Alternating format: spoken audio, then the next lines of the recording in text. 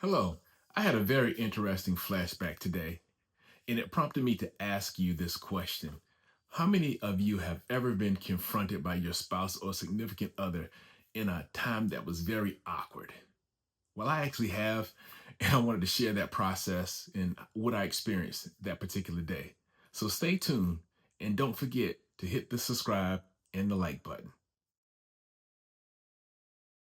I can remember one Saturday morning shortly after my wife Vicky and I had just got married. We went on a honeymoon. We were blessed to go to Jamaica, had a great time, and we got back home and we were just chilling. And we actually took about 3 weeks off for our whole honeymoon phase and getting married and everything. And I remember one Saturday morning waking up after we were kind of getting into a routine, and I was in the shower just taking my shower, just washing, doing what I do, just being quiet and thinking. And Vicky came into the shower and she said, "Babe, can I ask you a question?" I was like, "Yeah, you can ask me a question." And I'm thinking, okay, what does she have to ask me at this moment in time? And so I pulled back the curtain just so I can see a little bit on the shower. And she said, "Is everything all right? Did I do something wrong?" And I'm sitting there like, I, what are you talking about? She said, you get up and you're kind of quiet in the mornings and you don't say much and everything just you just kind of slowly move through your day. And I'm thinking, is something wrong?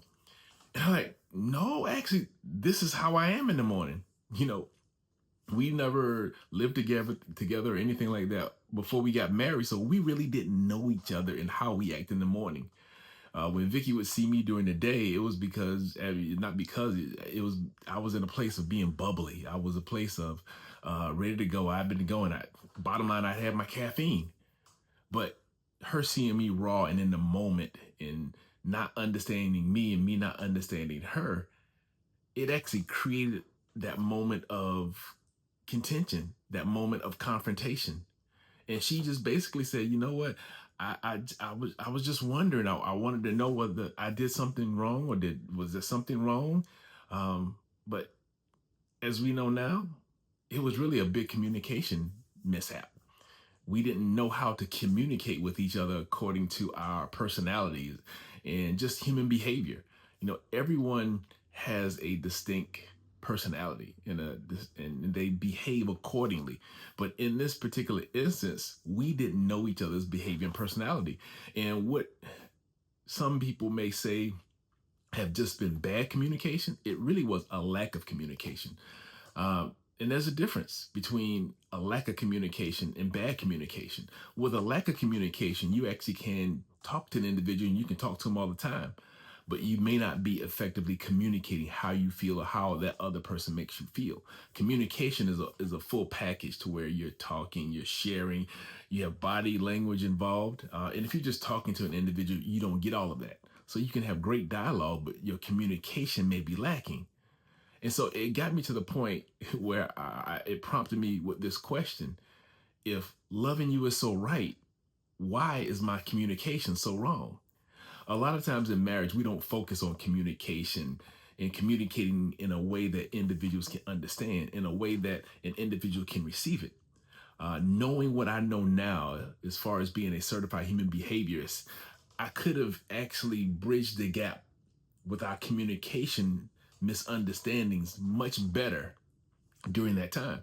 We went for about 10 years or so just really learning each other. I think it's a 10-year curve in marriage where you just kind of get to know each other and you just kind of feel each other out. And as we like to joke sometimes, as we train each other, because we really train each other as spouses or significant others, how to treat the other individual or how we want to be treated.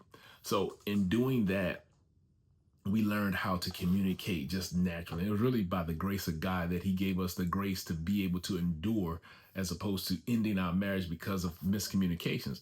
Not to say that anything was just so bad and out of the way, but couples go through misunderstandings when they really don't understand each other. But it got to a point to where we start understanding how each other flowed. And knowing what I know now as far as human behavior and personalities, we actually have very opposite personality types. I'm more of that quiet, analytical, just kind of stay to myself. I'm really a closet introvert. Most people don't know that when they see me train or in public and teaching and doing different things, but I am a closet introvert. Now, whereas my wife is the total opposite. She is a social butterfly. She doesn't meet strangers. She walks up to people and hug them, and she loves on them, and that's just how she is. She actually gets out of the bed and she goes from 0 to 100 as soon as her feet hit the floor.